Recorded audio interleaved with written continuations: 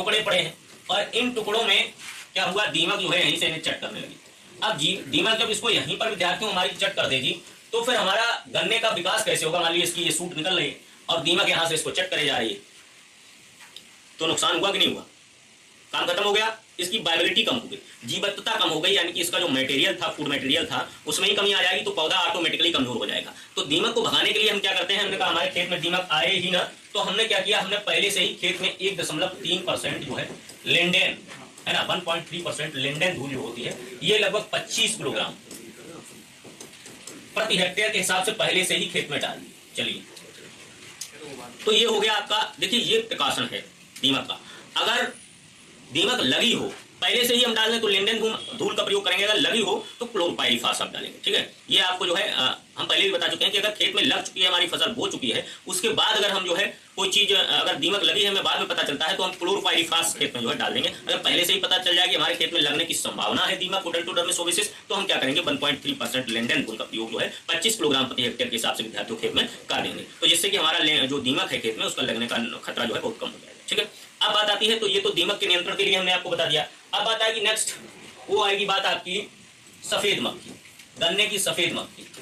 ये भी गन्ने की पत्ती से रस चूसती है, पत्ती से रस चूसती है, और जो एल्यूरोरोबस बारोडेंसिस इसका वैज्ञानिक नाम होता है, एल्यूरोरोबस बारोडेंसिस ये होती है, ये भी देखिए पत्ती का जब रस चूसती है तो ये भी गन्ने में कुछ ना कुछ हमें नुकसान पहुंचाएगी। ठीक है, रस चूस लेती है तो नुकसान पहुंचाने की संभावना प्रबल हो जाती है, और इसके नियंत्रण के लिए फिर हम क्या करेंगे, हम इसको जो है डोज दे देंगे। क्या डोज दे देंगे, इसके लिए हम चाहे तो रोगार डाल सकते हैं, है ना, रोगार सबसे अच्छा इसके लिए पकड़ा गया है, इंसेक्टिसाइड पकड़ा गया बनाया गया है ना, तो रोगार अगर डाल लेंगे तो इसका जो है काम सफेद मक्खी का हमारा खत्म हो जाएगा। ठीक है, तो ये भी देखिए दो है इसमें, पायरेला और ये दोनों पत्ती का रस चूस लेते हैं। आपका जो टॉप बोरर था वो क्या करता था, ऊपर से सूट वाला पोर्शन खा लेता था, रूट बोरर जड़ खा लेता था, दीमक जो है नीचे से जो सेट्स थे, टुकड़े थे, उनको खत्म कर देता था। तो इतनी बातें विद्यार्थियों हमारी आपके साथ इंसेक्ट और डिजीज में इतना ही आपसे पूछा जाएगा गन्ने में। अब हम अगर बात करें तो लास्ट में जाते जाते इसमें जो है और क्या क्या स्टेप्स है, तो बल लाइनर के कुछ प्रश्न हैं वो आपके इसमें जो आएंगे तो हम बता देंगे, वैसे फिर भी एक बार रिमाइंड कर दे रहे हैं आपको। तो हमने कल की क्लास में बताया था कि गन्ने का उत्पादन 700 से 800 क्विंटल प्रति हेक्टेयर होता है विद्यार्थियों, है ना, कितना होता है, 700 से 800 क्विंटल प्रति हेक्टेयर उत्पादन होता है। अगर और हम रिसर्च फार्म पे विद्यार्थियों इसका जो है अगर उत्पादन करें तो 1000 क्विंटल प्रति हेक्टेयर तक हो जाएगा, है ना। और फिर इसके बाद अगर हम बात करें तो हमने बताया था इसमें बगासेस जो होती है, इसकी खोई होती है, खोई का प्रयोग किसमें किसमें करते हैं, इसमें फ्यूल तेल बनाने में भी इसका प्रयोग किया जाता है और कागज इंडस्ट्री में भी इसका प्रयोग किया जाता है। मोलासेस जो होती है, यानी कि अगर मोटी भाषा में कहें मोलासेस सिरका, एल्कोहल बनाते हैं इससे, है ना, जो पतोई होती है, गन्ने की पतोई होती है, एक खोई होती है, एक पतोई होती है। अगर देहाती भाषा में आप समझेंगे तभी समझ पाएंगे, क्योंकि बगासेस, मोलासेस और प्रेसमट इसमें जो है अंतर होता है। अगर बगासेस की हम बात करें तो गन्ने की खोई को बगासेस कहते हैं। खोई का मतलब होता है जब गन्ना हम गन्ने में लगा देते हैं और लगाने के बाद जो उसका बचा हुआ मटेरियल बचता है पीछे की तरफ, जब निकाल देते हैं रस तो अलग हो जाता है, जो हमने लगाया जो फाइबर था गन्ने में वो बाहर फेंक देता है गन्ना निकाल के, बेस्ट मटेरियल, उसको हम बगासेस कहते हैं। लेकिन बगासेस के भी बहुत फायदे हैं, किसमें किसमें बगासेस यूज कर सकते हैं, पेपर बनाने में, मोटा पेपर बनता है बगासेस का, बहुत साफ और मोटा पेपर बगासेस। बगासेस में तेल भी बन सकता है, थोड़ा बहुत कंटेंट निकलता है। बगासेस का प्रयोग हम जो है जलाने में भी कर सकते हैं, है ना, जलाई भी जाती है सुखा के कोई।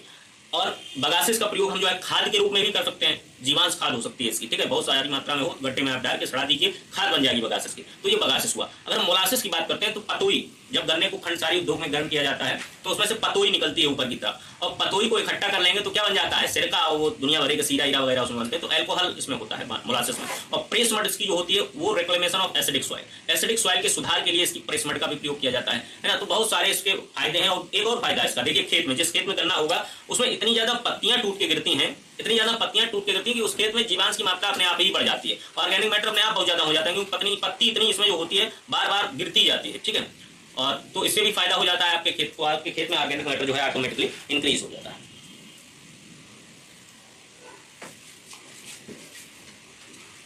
अब आइए विद्यार्थियों, इसमें जो आपकी पीपीटी है उनको बताने के बाद हम फिर बात चर्चा करेंगे, जो वो इस चीज पर चर्चा होगी कि आपका जो है इसमें कुछ आपके जो है ऑब्जेक्टिव प्रश्न करने के भी कराएंगे। तो आइए सबसे पहले हम देखते हैं क्या क्या आपके जो है इसमें पीपीटी बने हुए हैं, है ना, सिलेबस के हिसाब से। देखिए हम जो पढ़ा रहे हैं इसको बहुत ध्यान से आप पढ़िए, इससे बाहर पेपर आने की कोई भी चांसेस नहीं है। तो पहला हम पीपीटी देखेंगे इसमें आज का। देखिए पहला है red rot of sugar cane, this is also known as cancer of sugar cane, है ना। किसी को कैंसर अगर लिखना हो किसी को तो लिख लीजिए, वैसे हम बता चुके हैं गन्ने का कैंसर भी इसको कहते हैं, इसी में इंक्लूड कर लीजिए। गन्ने का कैंसर हो सकता है वो पूछ दे कि कैंसर जो है गन्ने का, इसी को क्या कह देते हैं, गन्ने का कैंसर, कैंसर गन्ने का, ठीक है। लाल सड़न, red rot of sugar cane. अब देखिए इसमें कारक लिखा हुआ है कोलेप्टोट्राइकम फाल्केटम, यह गन्ने की फसल का एक भयानक रोग है जिसका इन्फेक्शन जुलाई माह से फैलना शुरू होता है। इस रोग से प्रभावित खेत में अल्कोहलिक सब्सटेंस की तरह महक आती है। हमने आपको बताया था कि अब आप खेत में घुसेंगे तो अल्कोहलिक महक आएगी। जुलाई से इसका इन्फेक्शन शुरू होता है खेत में, और ये जो है पित्त से लगना शुरू होता है। जब गन्ने को आप बीज से फाड़ेंगे, है ना, तो इसके मेन जो इन्फेक्टेड कोलेप्टोट्राइकम फाल्केटम होगा, आप देखेंगे इस तरीके से गन्ना गोल होता है ना। जब इसको बीज से फाड़ेंगे तो मिड रेप जो होगी, बीच वाली स्थिति, है ना, तो उसमें क्या होगा, आपका बीच में जो है पित्त से इसका इन्फेक्शन शुरू होता है और बाहर की तरफ निकलता है। और जब ये ज्यादा भयानक हो जाता है तो गन्ना आपका फट जाता है। ऐसा हो जाता है, गन्ना फट जाता है ना, तो फटा हुआ फिर बाद में भी लाल स्ट्रिप उसमें दिखाई देने लगती है। तो ये स्थिति इसकी जो है हो जाती है गन्ने की, ठीक है। और एगलाल से बीज उपचार नियंत्रण के लिए देखिए हमने आपको बताया था कि एगलाल से इसका बीज उपचार करते हैं, ट्रीटमेंट करते हैं। अगर आप चाहें तो हॉट वाटर ट्रीटमेंट भी कर सकते हैं, ऐसा कोई बहुत बड़ा इशू नहीं है। 54 डिग्री सेंटीग्रेड पर पानी पर गर्म करके इसको जो ट्रीटेड किया जा सकता है। और रोग प्रतिरोधक किस्में जिसमें कोसा 8436 है, 95 255 है, कोसे, है ना। अब देखिए बताइए, चलिए हम पूछते हैं आपको, कमेंट के माध्यम से हमें बताएंगे कि कोसा और कोसे प्रजातियां कहां से निकली हैं। देखें आप लोगों ने कितना पढ़ा गन्ने के विषय में, फटाफट बताएंगे सभी लोग। कल वाली क्लास में हमने बता दिया था सभी को कि कोसा और कोसे, है ना, क्या अंतर है, हमने बिल्कुल कॉन्सेप्ट के साथ बताया था, आप भूलना नहीं है। कोसा और कोशे, सा उसे में क्या अंतर है बताइए, कहां कहां से दोनों निकाली गई प्रजातियां।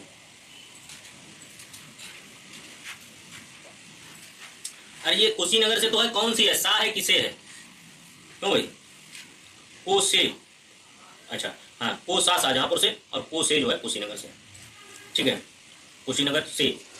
देखिए ठीक है, बात हमारी आप लोग समझ गए हो तो ठीक है। क्योंकि संदीप साहू, क्या नाम है तुम्हारा, संदीप साहू, तुमने क्या किया, तुमने केवल लिख दिया कुशीनगर। हम क्या समझे कुशीनगर का मतलब, कुशीनगर क्या समझे बताओ, उसमें कुछ लिखना तो था तुम्हें कि कहाँ से है ना, कौन सी है, सा है या से है, ये लिखा, क्लियर लिखा करो। कोयम्बटूर, ये अनुराग दत्त, अनुराग दत्त बिल्कुल सुधर जाइए। यहाँ पर को की तो बात ही नहीं हुई तो कोयम्बटूर क्यों लिखने लगे हो, क्यों भाई, यहाँ पर दो ही जगह की बात हो रही है, को सा या कोसे की, है ना। को सा जो होता है, सा हमने कल बताया था कि सा का मतलब शाहजहांपुर, से का मतलब सेवरही, और सेवरही कुशीनगर में है, तो गेंदा सिंह गन्ना प्रजनन एवं अनुसंधान संस्थान सेवरही कुशीनगर में है, और सा जो है शाहजहांपुर गन्ना अनुसंधान केंद्र है, तो वहां पर सा लग जाएगा, बस इतना ही तो अंतर था। को से गेंदा सिंह अनुसंधान, ठीक है, टमकू रोड से, जबकि कोसा, हाँ ठीक है, तो ठीक है, चलिए।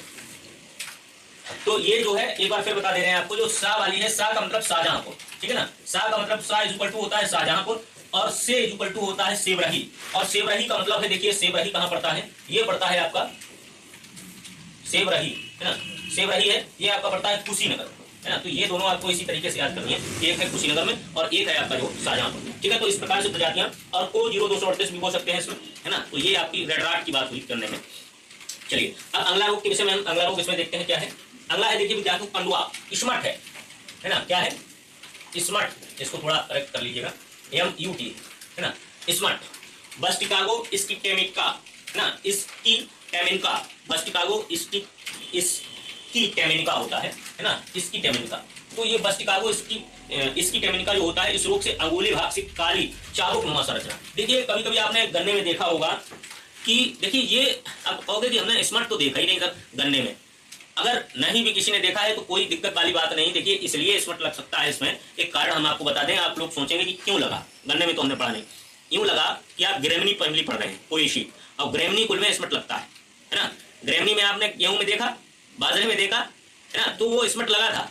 तो ग्रेमनी फैमिली का जो है ये वेक्टर समझिए, एक तरीके से स्मट है ही है ग्रेमनी में, है ना, लग सकता है। तो इसमें हो ये जाता है कि नर्सरी स्टेज पर गन्ना होता है, नर्सरी का मतलब छोटा गन्ना होता है, तो इसकी आगे वाली पत्ती जो होती है वो मुड़ जाती है, मतलब एक बकार टाइप की बन जाती है, इस तरीके से चाप की तरीके से ऐसी हो जाती है पत्ती, और ये ऐसी होने के साथ साथ जो है ब्लैक कलर की हो जाती है ना। इसी को गन्ने का स्मट कहते हैं, ब्लैक कलर की हो जाती है ना, चाबुक नुमा जिसे कहा जाता है, चाबुक नुमा, है ना, गोल तरीके से चाबुक जैसे मुड़ा हुआ होता है, उसी तरीके से काली पत्ती पड़ जाती है, तो उसी को स्मट ऑफ शुगरकेन कहा जाता है। बस्टिकागो जीनस है इसका, है ना, बस्टिकागो में रूप से याद रखिएगा, तो बस्टिकागो के कारण ये जो है होती है, ठीक है।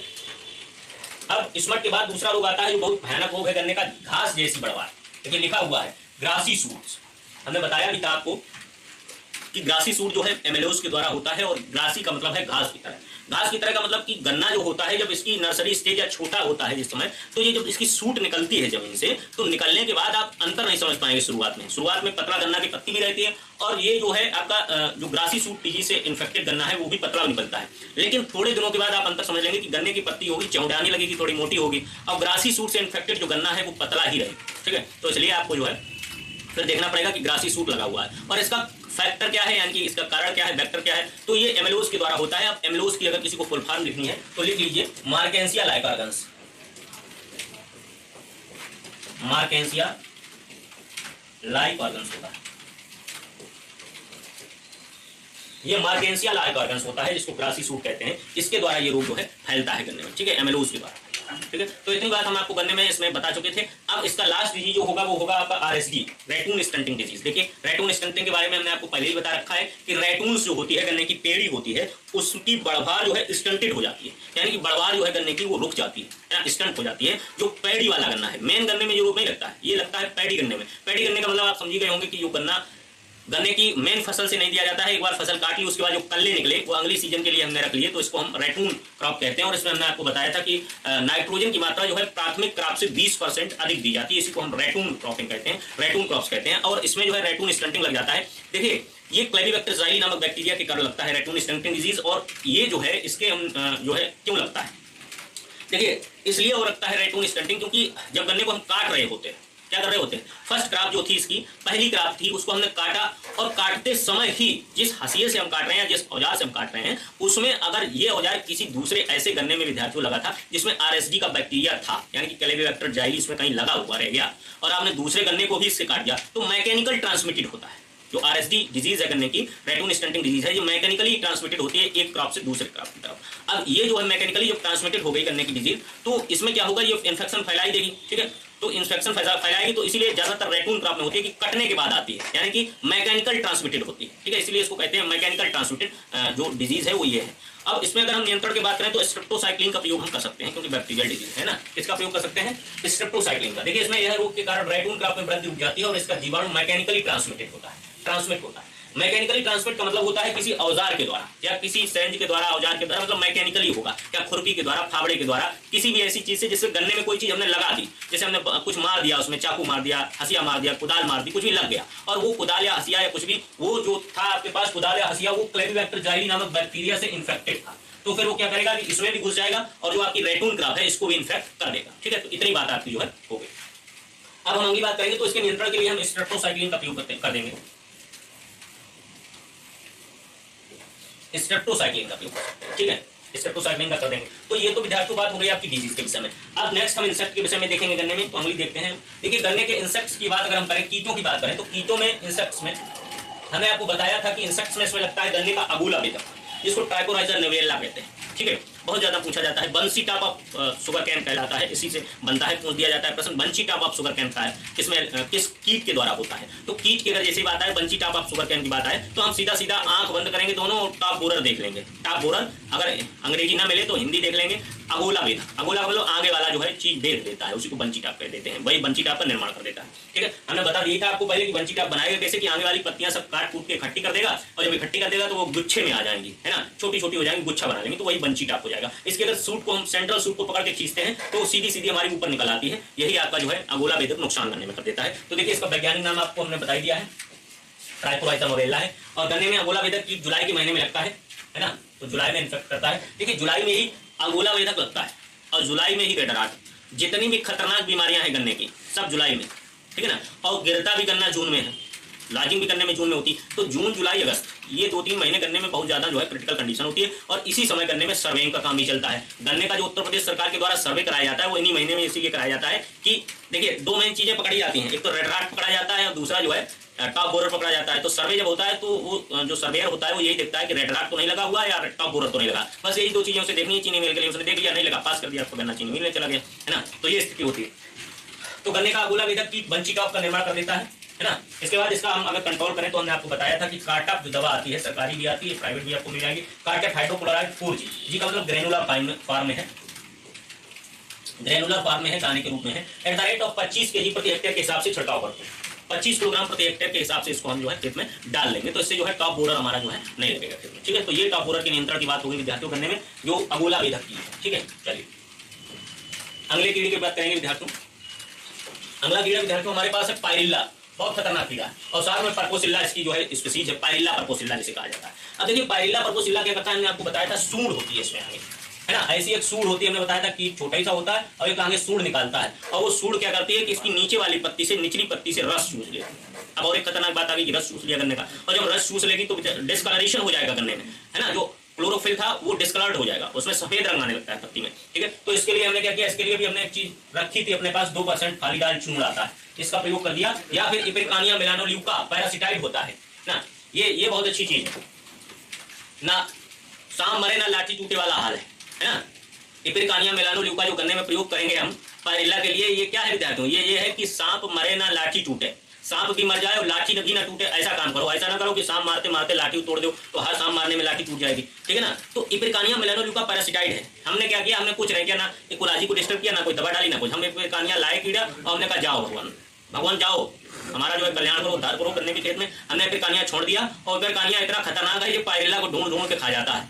तो हमारा कीट की जगह पे कीट तो रही, एक कीट मरा दूसरा रहा, और पायरिल्ला खत्म हो गया हमें नुकसान पहुंचाने वाला, है ना, और हमारा कीट भी बना रहा, पायरिल्ला भी खत्म हो गया, हमारी दवा भी नहीं प्रयोग हुई, तो इससे अच्छा क्या हो सकता है बताइए। तो ये इसमें वही हाल हुआ कि सांप मरे ना लाठी टूटे, ठीक है। तो इपिरकानिया मेलानोल्यूका का प्रयोग आप जो है कर सकते हैं गन्ने में पैरासिटाइड के रूप में, ठीक है। और इसमें अगर दवा डालनी है तो फालीडाल चूर्ण डाल दीजिए, कोई दिक्कत वाली बात नहीं। तो ये पायरिल्ला का नियंत्रण हो गया। अब हम बात करते हैं गन्ने में दीमक नियंत्रण के लिए, हमने आपको पहले ही से बताया था कि 1.3% 25 किलोग्राम प्रति हेक्टेयर के हिसाब से लेंडेन घोल का प्रयोग कर देते हैं। तो ये तो प्रिकॉशन हो गया गन्ने में, अगर जिन खेतों में दीमक लगती हो तो उनमें ये आप कर सकते हैं। लेकिन कोई खेत ऐसा भी हो सकता है जिसमें पहली बार दीमक का प्रकोप हुआ हो, तो हम उसमें क्लोरपाइरिफास का प्रयोग कर सकते हैं, ठीक है। बाद में अगर फसल बो दी और हमें पता चल गया, हमने कहा गन्ना खोद के देखा, हमने कहा ये तो भगवान दीमक लगी हुई इसमें, तो फिर हम क्या करें, हम क्लोरपाइरिफास ऊपर से डाल देंगे, जहर मर जाएगी दीमक, ठीक है। तो ये हो गया। दूसरी बात है सफेद मक्खी के प्रकोप से गन्ने की पूरी फसल पीली या गुलाबी रंग की दिखाई देती है।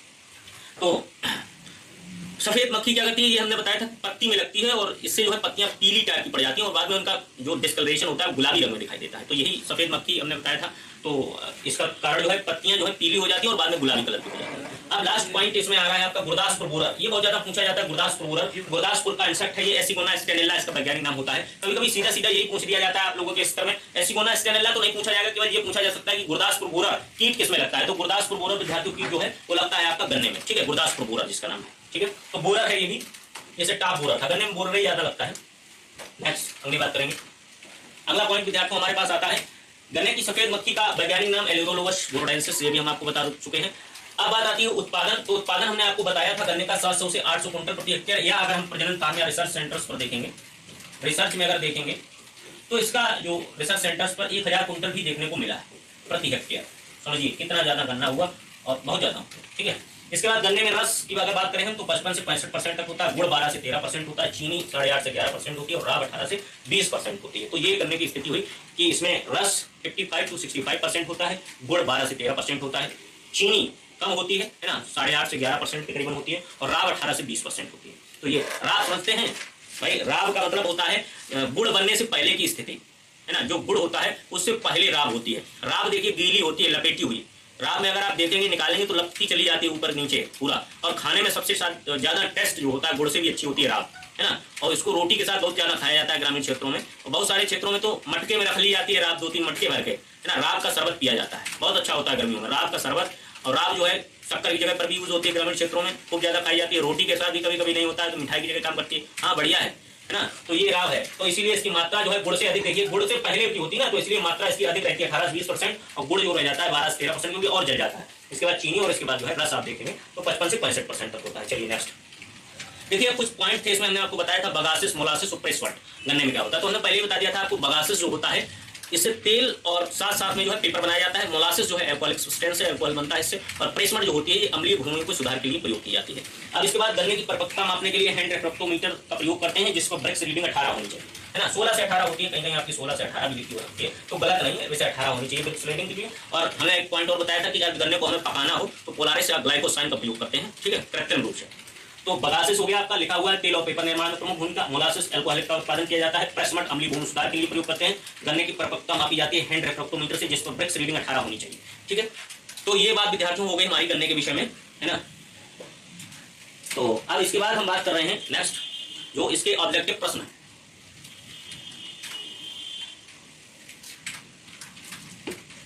देखिए ऑब्जेक्टिव प्रश्न में जवाब आपको भी देना है और साथ साथ में हम भी आप ये देखेंगे कि कितना हमने जो पढ़ाया है वो इसी ऑब्जेक्टिव प्रश्न में कोई चीज छूट तो करने में नहीं रही, इसीलिए हम हर क्रॉप के बाद में ऑब्जेक्टिव करा देते हैं और हर 2-3 क्रॉप के बाद में भी एक 50 क्वेश्चन का ऑब्जेक्टिव बनाएंगे। अभी आपकी धान गन्ना और धान हुई, गन्ना हुआ, गेहूं हुआ, है ना, मक्का हुआ, 4 क्रॉपें हुई, 5 क्रॉपें हो जाएंगी। इसके बाद कॉटन कराएंगे, कॉटन के बाद इन 5 क्रॉप का 10-10 प्रश्न यानी कि टोटली 50 प्रश्न आपको एक साथ कराएंगे। वो एक क्लास का ही पूरा टेस्ट हो जाएगा। ठीक है, तो इस तरीके से हम बिल्कुल एक सिस्टमेटिक और विधिवत तरीके से तैयारी करेंगे जिससे कि हमारा जो है कोई भी पॉइंट खाली न जाए, है ना, कहीं पर कोई कोना खाली न छूट जाए, नहीं तो एग्जामिनर जो है उसी कोने से 4 रन निकाल देता है वो जल्दी से, समझ रहे हो। तो फील्डिंग आपको पूरे क्षेत्र में, क्षेत्र क्षण मजबूत होना चाहिए, है ना, किसी भी क्षेत्र से चाहे कहीं पॉइंट से, कहीं गली से, कहीं से भी चौका निकालने का कुब्बत रखता है, तो आपको सारे पॉइंट जो है मजबूत करके चलने हैं। चलिए टेस्ट में हम देखते हैं क्या क्या प्रश्न है। देखिए पहले ही प्रश्न है आपका, गन्ने में कोल्हू द्वारा निकलने वाली रस की प्रतिशत मात्रा होती है।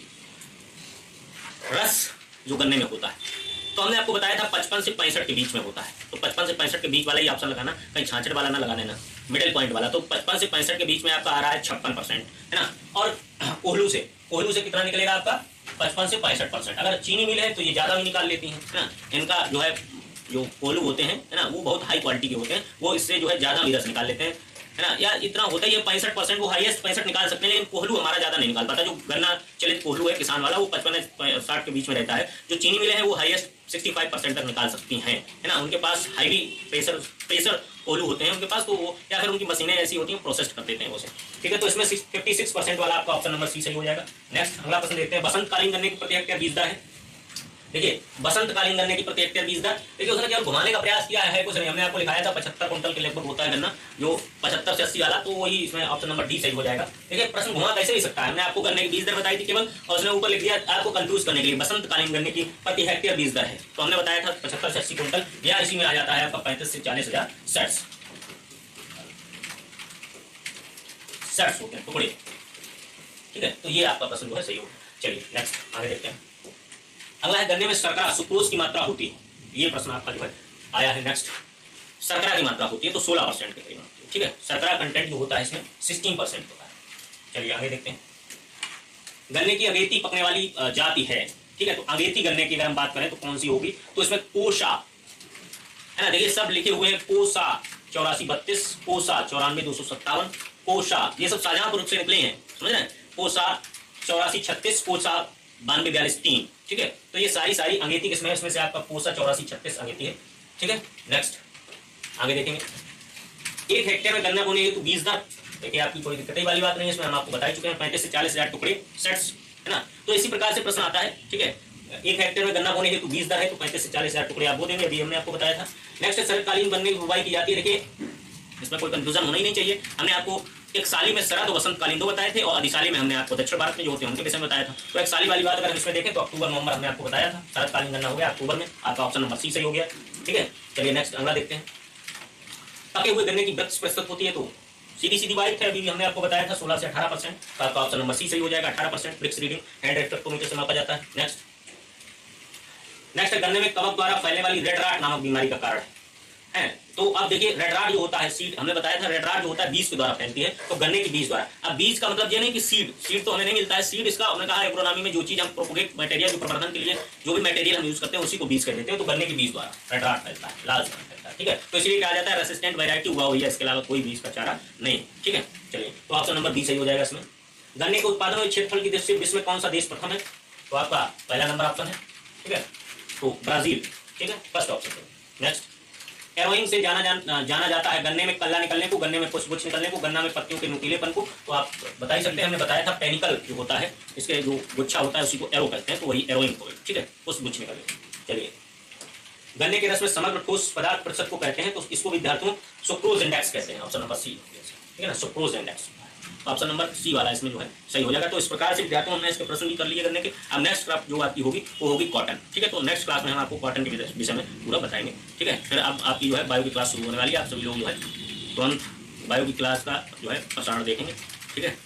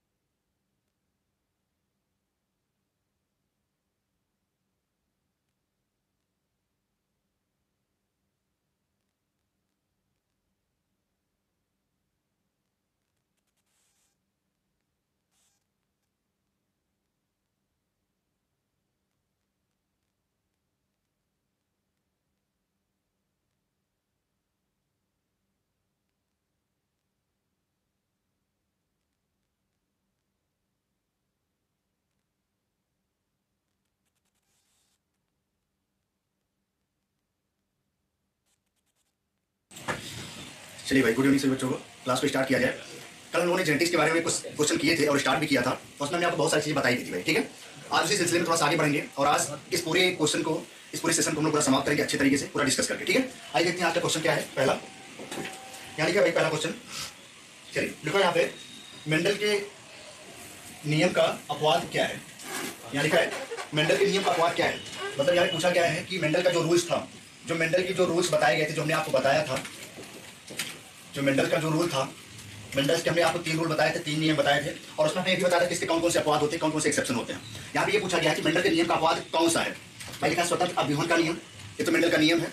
दूसरा लिखा है पृथक्करण का नियम, ये भी नियम है। प्रभाविता का नियम, ये भी नियम है, ठीक है। और अगर आपको याद हो तो मैंने बताया था संलग्नता, संलग्नता जो होता था इसलिए क्या बोलते थे, लिंकेज। क्या बोलते थे, इसे बोलते थे लिंकेज, लिंकेज बोला जाता था। और आपको पता है कि जो लिंकेज होता था ये मेंडल के तीसरे नियम का अपवाद होता था, मतलब जो मेंडल का जो तीसरा वाला नियम था उसे क्या बोलते थे, लॉ ऑफ इंडिपेंडेंट असॉर्टमेंट, यहाँ बोलते थे उसे स्वतंत्र अभ्यूहन का नियम। यही जो स्वतंत्र अभ्यूहन का नियम होता है, इसका जो अपवाद होता था वो क्या होता था भाई, वो लिंकेज होता था। और लिंकेज को हम लोग क्या बोलते थे, संलग्नता, संलग्नता, या इसी को बताने वाले जो वैज्ञानिक थे भाई, उसने बताया था T.H. मॉर्गन, इसने बताया था भाई, T.H. मॉर्गन ने बताया था। और इन्होंने जिसके ऊपर एक्सपेरिमेंट किया था उसका नाम था ड्रोसोफिला मेलानोगास्टर, उसको बोलते थे फल मक्खी, ड्रोसोफिला मेलानोगास्टर, या उसे बोलते हैं फल मक्खी। ये नाम जरूर याद कर लीजिएगा कि T.H. मॉर्गन ने किसके ऊपर अपना एक्सपेरिमेंट या प्रयोग किया था, तो फल मक्खी के ऊपर, मधुमक्खी के नहीं, फल मक्खी के ऊपर। उसका नाम था ड्रोसोफिला मेलानोगास्टर। T.H. मॉर्गन ने किया था, क्या बताया था, संलग्नता। और इसी संलग्नता को भैया मेंडल का तीसरा नियम का उन्होंने अपवाद बताया था। यहाँ पे आंसर क्या हो जाएगा भाई, चौथा वाला, फोर्थ ऑप्शन क्लियर हो जाएगा। मेंडल के पहले नियम का कितने अपवाद होते थे, 2। जो लॉ ऑफ डोमिनेंस था उसके 2 अपवाद थे, को डोमिनेंस एंड इनकम्प्लीट डोमिनेंस। जो मेंडल का दूसरा नियम था लॉ ऑफ सेग्रीगेशन, उसका कोई अपवाद नहीं होता था, वो बिल्कुल बिना अपवाद के होता था। और सबसे शुद्ध और सबसे अच्छा रूल सेकंड वाला ही माना जाता था। मेंडल का तीसरा नियम, उसके केवल एक अपवाद हुआ करते थे, उसका नाम था लिंकेज। चलिए यहाँ से पॉइंट आप नोट कर लें। तो ऐसे क्वेश्चन से आप बच के चलिए, ऐसे क्वेश्चन आपको आएंगे तो आपको केवल ये छाड़ना होगा इसमें से कौन सा ऑप्शन नहीं सही है, ठीक है भाई। चलिए आगे चलते हैं। नेक्स्ट देखा जो यहाँ पे मेंडल के, देखा मेंडल के मोनोहाइब्रिड क्रॉस का जीनोटाइप रेशियो क्या है। यहाँ लिखा जीनोटाइप रेशियो क्या है। 2 रेशियो यहाँ पे आते हैं भैया, जीनोटाइप और फिनोटाइप। आपने सुना होगा जीनोटाइप और फिनोटाइप, आपने सुना होगा। एक नाम होता है जीनोटाइप, एक नाम होता है फिनोटाइप, ठीक है भाई। ये नाम होता है जीनोटाइप और फिनोटाइप। यहाँ पूछा गया है मोनोहाइब्रिड को लेकर के, मोनोहाइब्रिड क्रॉस, एक संकर संकरण इसको बोला जाता है। क्या पूछा गया है, जीनोटाइप का अनुपात क्या हो गया, 1:3, 3:1, 1:2:1, 1:1, 1:1। ये तो गलत हो गया, ये भी गलत हो गया। अब इन्हीं दोनों में से कोई होगा, एक होगा, 3:1 हो जाएगा, 3:1 हो जाएगा, ठीक है, 3:1 हो जाएगा, दूसरा ऑप्शन सही हो जाएगा।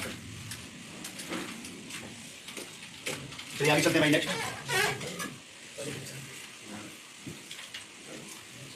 यहाँ पे लिखा है अगला, निम्न में से किस अनुपात द्वारा द्विसंकर संकरण बताया जाता है। निम्न में से किस अनुपात द्वारा द्विसंकर संकरण बताया जाता है, मतलब यहाँ बोला जाएगा डायहाइब्रिड क्रॉस के बारे में। यहाँ पे देख लें, इसका अनुपात सीधे हो जाता है 9:3:1 हो जाता है। यहाँ पे याद करें मेंडल का जो द्विसंकर संकरण का जो नियम था, जो क्रॉस था, उसमें जो रेशियो आता है फेनोटाइप। कौन सा भाई, फेनोटाइप, ये भी देख लें, फेनोटाइप। इसका जो फेनोटाइप रेशियो आता है कितना आता है, 9:3:1 यहाँ पे आता है, 9:3:1 करके यहाँ पे आ जाता है। तो इसका दूसरा आंसर सही हो जाएगा, ठीक भाई, दूसरा आंसर यहाँ पे सही हो जाएगा। बिल्कुल सिंपल क्वेश्चन है। चलिए आगे चलते हैं। नेक्स्ट थोड़ा सा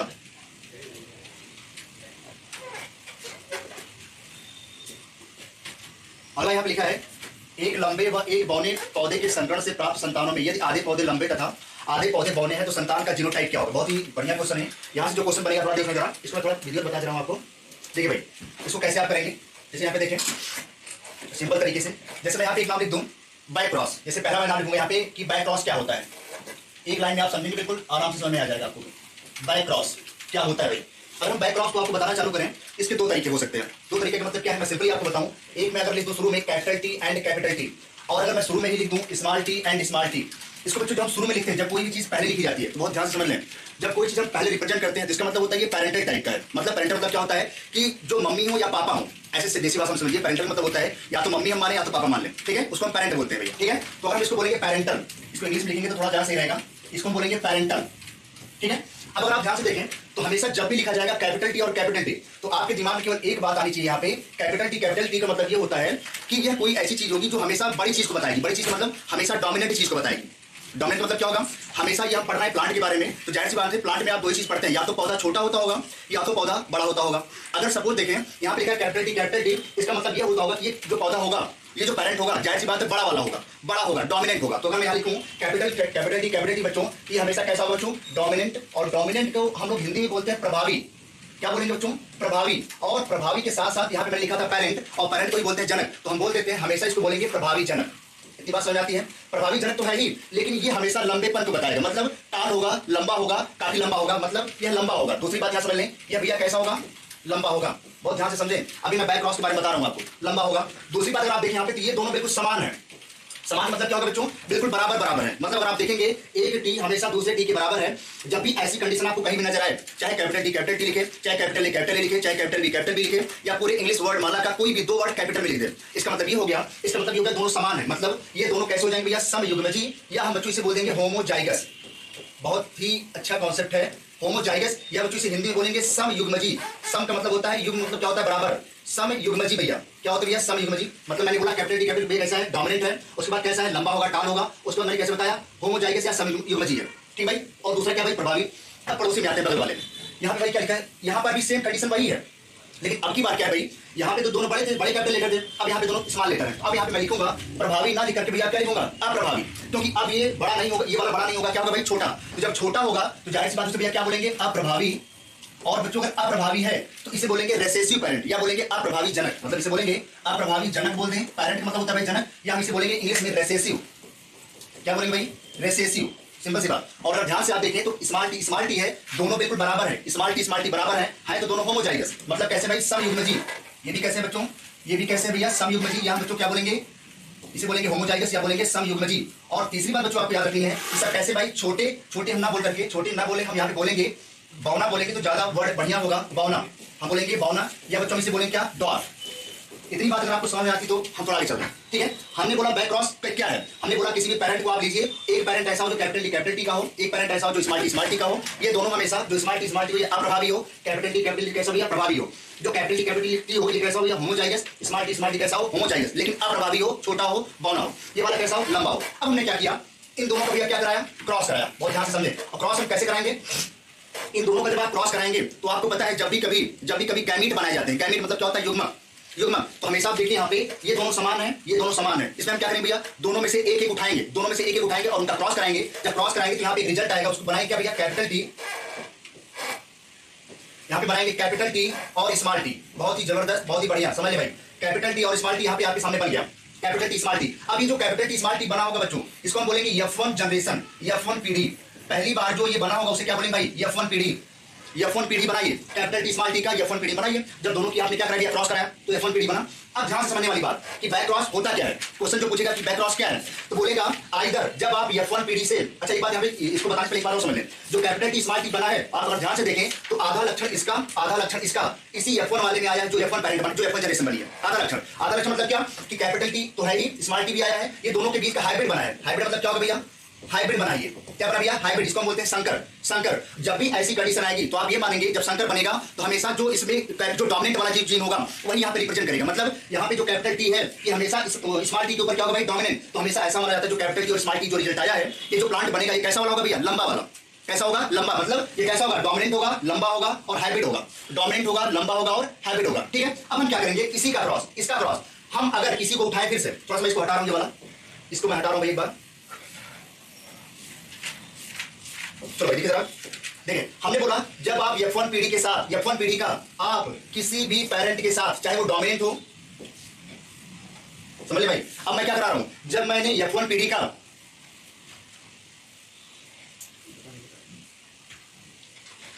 हाँ भाई समझ ले, मैंने क्या किया, जब F1 पीढ़ी का हमने क्रॉस, F1 पीढ़ी का क्रॉस हमने भैया किसी डोमिनेंट पेरेंट के साथ कराया, या हम किसी F1 पीढ़ी का क्रॉस हम किसी रिसेसिव पेरेंट के साथ करा दें, आइदर ऑफ द पेरेंट। मतलब when F1 generation cross between either of the parent और डोमिनेंट और रिसेसिव। कहने का मतलब मेरा ये है, आप कैपिटल टी स्मॉल टी का क्रॉस चाहे आप डोमिनेंट पेरेंट के साथ करा दें, कैपिटल टी के साथ करा दें, चाहे आप कैपिटल टी स्मॉल टी का क्रॉस स्मॉल टी के साथ करा दें, इसी को भैया बोलेंगे बैक क्रॉस। क्योंकि हम बैक में जा रहे हैं, उल्टे जा रहे हैं, मतलब यहां से यहां जा रहे हैं, यहां से यहां जा रहे हैं, इसी वजह से इसको बोलते हैं बैक क्रॉस, इसी वजह से बोलते हैं। तो जो क्वेश्चन पूछेगा आपसे कि बैक क्रॉस को हम कैसे बताएंगे, क्वेश्चन ये बोलेगा कि बैक क्रॉस क्या है, तो आप तुरंत बताएंगे जब हम F1 पीढ़ी का क्रॉस किसी एक पेरेंट के साथ, either one of the parent, किसी एक पेरेंट मतलब या तो आप इसके साथ क्रॉस करा दीजिए या तो इसका क्रॉस आप इसके साथ करा दीजिए, तो जो रिजल्ट आएगा भैया वो बैक क्रॉस का होगा। वो रिजल्ट आएगा जो होगा भैया क्या होगा, बैक क्रॉस। अब बिल्कुल और ध्यान से समझे एक बात और बच्चों, बैक क्रॉस दो टाइप के होते हैं। जो बैक क्रॉस होता है वो दो टाइप के होते हैं, या तो आउट क्रॉस होगा इसे बोलेंगे बाई क्रॉस, या तो भैया क्या होगा टेस्ट क्रॉस। या तो बाई क्रॉस या तो टेस्ट क्रॉस। जो आउट क्रॉस का जो रिजल्ट है वो दो आएगा, या तो जो बाई क्रॉस है उसका रिजल्ट दो आएगा, या तो आउट क्रॉस या तो टेस्ट क्रॉस। देखो जरा कैसे निकालेंगे इसको, टेस्ट क्रॉस और आउट क्रॉस को। बहुत ही सिंपल तरीके में बिल्कुल आप बता रहा हूँ, बिल्कुल सिंपल तरीके में, कोई आपको बताएगा नहीं ऐसा, ठीक भाई, बिल्कुल एक लाइन में। तो भैया अब मैं क्या करूंगा, इसका मैंने यहाँ पे ऐसे लिखा और मैंने यहाँ पे लिख दिया आउट क्रॉस, इसे बच्चों बोलेंगे बाई क्रॉस, बाई क्रॉस। अब जब बाई क्रॉस आप कराओगे, आउट क्रॉस कराओगे तो क्या करोगे भैया, पेरेंटल F1 पीढ़ी का मतलब यहाँ पे मैं लिखूंगा कैपिटल टी स्मॉल टी। जब आप इसका क्रॉस, ये तो F1 वाला हो गया, F1 वाला, जब आप इसका क्रॉस किसके साथ करा दो, इसके साथ, मतलब कैपिटल टी के साथ करा दो बच्चों, ये भैया हो जाता है आउट क्रॉस। आउट क्रॉस हो गया, आउट क्रॉस हो गया, आउट क्रॉस। जब F1 पीढ़ी का किसी डोमिनेंट पेरेंट के साथ, इसी के साथ डोमिनेंट पेरेंट के साथ कराओगे तो भैया क्या बन जाएगा, आउट क्रॉस। लेकिन अगर आप इसका क्रॉस किसी रिसेसिव पेरेंट के साथ करा देते हो, मतलब अगर मैं इसका क्रॉस यहाँ लिख रहा हूँ भैया, यहाँ लिख रहा हूँ टेस्ट क्रॉस, या इसको बोलते हैं बच्चों परीक्षण क्रॉस। क्या बोलेंगे, परीक्षण क्रॉस। जब आप इसका क्रॉस किसी रिसेसिव पेरेंट के साथ कराएंगे, मतलब मैंने यहाँ लिखा कैपिटल टी स्मॉल टी और क्रॉस करा दीजिए स्मॉल टी के साथ, तो बच्चों ये आपका क्या आ गया भैया, टेस्ट क्रॉस हो गया। अब जो क्वेश्चन पूछेगा ऐसे पूछेगा कि टेस्ट क्रॉस को हम रिप्रेजेंट कैसे करते हैं, तो आपका आंसर हो जाएगा कैपिटल टी स्मॉल टी, इसको हम टेस्ट क्रॉस की तरह रिप्रेजेंट करते हैं, यही रिप्रेजेंटेशन का तरीका है। आउट क्रॉस को कैसे रिप्रेजेंट करेंगे, कैपिटल टी स्मॉल टी, ये वाला तरीका आपका हो जाएगा रिप्रेजेंट करने का।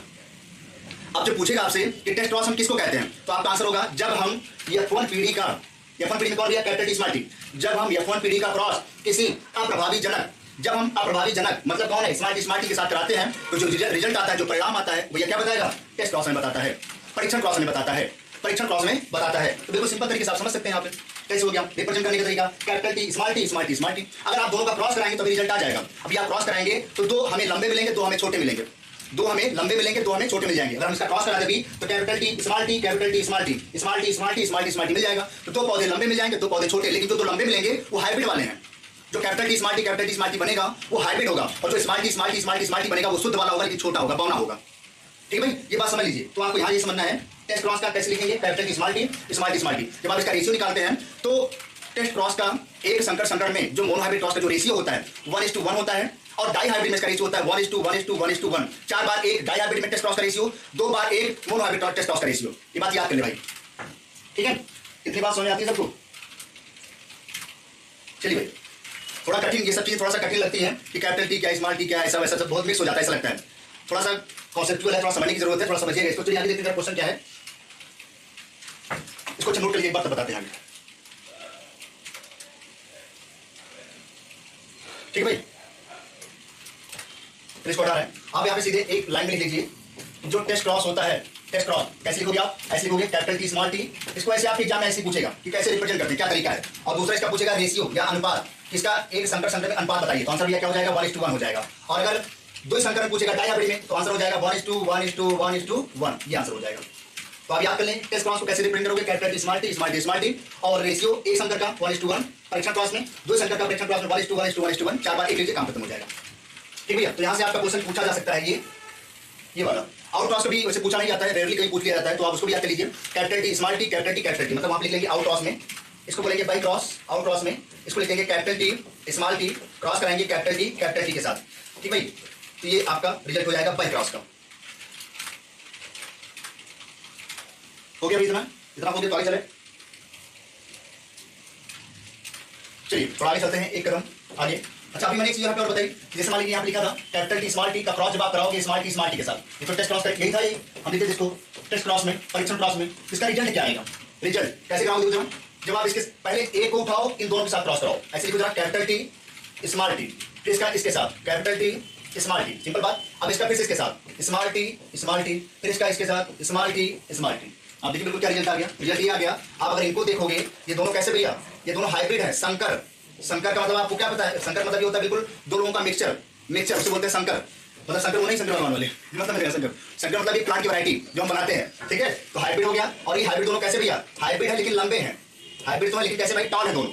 और ये दोनों कैसे भैया, ये तो दोनों शुद्ध हैं, शुद्ध तो हैं लेकिन कैसे भाई, बौने मतलब डॉर्फ हैं, दोनों कैसे भाई, डॉर्फ। तो यही रिजल्ट आता है भैया, यही रिजल्ट आता है कि जब दो टेस्ट क्रॉस क्रॉस कराते हो तो यही रिजल्ट आता है, दो आपको हाइब्रिड मिलते हैं और दो आपको छोटे मिलते हैं, तो यही रेशियो आता है भैया 1:1। एक हो गया, एक हो गया, ठीक है।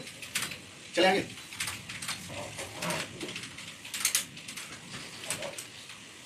चलिए इतना हो गया होगा, आगे चलते हैं नेक्स्ट। अब क्वेश्चन क्या था, देखो यहाँ पे क्या लिखा क्वेश्चन।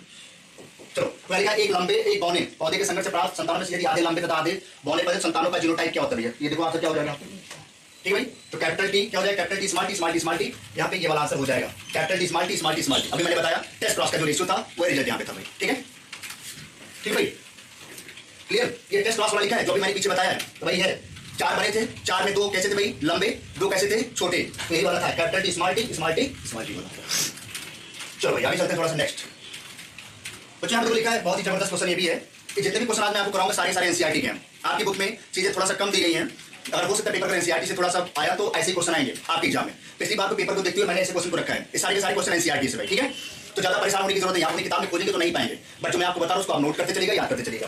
ठीक है, F2 में स्नैपड्रैगन पॉजिटिव फिनोटाइप का अनुपात क्या होता है बच्चों। सबसे पहली बात आप याद करें, यहाँ पे एक नाम आपने सुना होगा इनकम्प्लीट डोमिनेंस।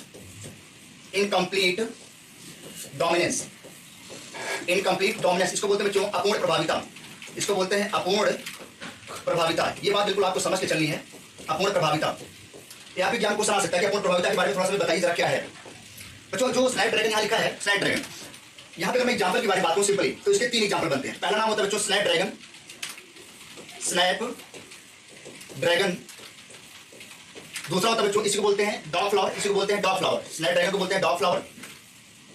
दूसरा इसका बच्चों एग्जाम्पल होता है एंटीराइनम, नाम आपकी जुबान पे होना चाहिए, सबके सब एनसीईआरटी एग्जाम्पल बता रहा हूं एंटीराइनम। और एक एग्जाम्पल जो आपकी बुक में दिया है उसका नाम होता है मिराबिली जलापा, एक नाम होता है मिराबिली जलापा, जिसको आप लोगों ने कई बार पढ़ा भी होगा, 4 ओक प्लांट भी बोला जाता है, जलापा, मिराबिली जलापा। सबसे पहली बार किसी के ऊपर एक्सपेरिमेंट किया गया था मिराबिली जलापा के ऊपर, सबसे पहली बार। बाद में बहुत सारे एक्सपेरिमेंट किए गए, लेकिन सबसे पहली बार मिराबिली जलापा के ऊपर इसका एक्सपेरिमेंट किया गया था इनकम्प्लीट डोमिनेंस का। और आपको मैंने पहले दिन बताया था जो मेंडल का जो पहला नियम था law of dominance, law of dominance उसी को ये क्रिटिसाइज करता है, मतलब उसी का अपवाद है ये इनकम्प्लीट डोमिनेंस, अपूर्ण प्रभाविता। और सबसे पहली बार अपूर्ण प्रभाविता जो देखी गई थी मिराबिली जलापा में, उसमें ये बताया था कि जब भी आप कोई भी रेशियो निकालते हैं F2 जनरेशन में, चाहे आप जीनोटाइप निकालो चाहे आप फिनोटाइप निकालो, चाहे आप जीनोटाइप चाहे आप फिनोटाइप, इनकम्प्लीट डोमिनेंस दोनों का रेशियो बिल्कुल सेम आता था। मतलब चाहे आप जीनोटाइप का निकालो बच्चों, जीनोटाइप, चाहे बच्चों आप फिनोटाइप का निकालो, चाहे आप फिनोटाइप निकालो, दोनों का जो रेशियो आता था बिल्कुल इक्वल आता था, सेम आता था, सेम आता था। कितना आता था भाई 1:2:1। तो आप यहाँ पे आंसर देखेंगे तो सेकंड वाला आंसर हो जाएगा। ये बात आपको समझ के चलना है।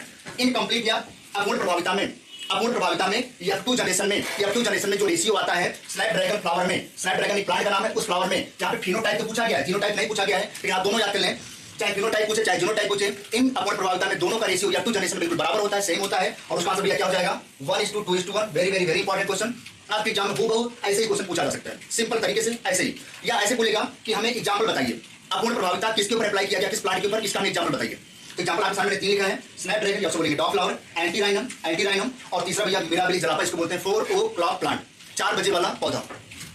ठीक भाई, इतनी बात समझ आनी चाहिए सभी बच्चों को। ठीक है, चलिए और इतनी बात समझ आती है, ठीक आगे चलते हैं, नोट कर लीजिए इसको।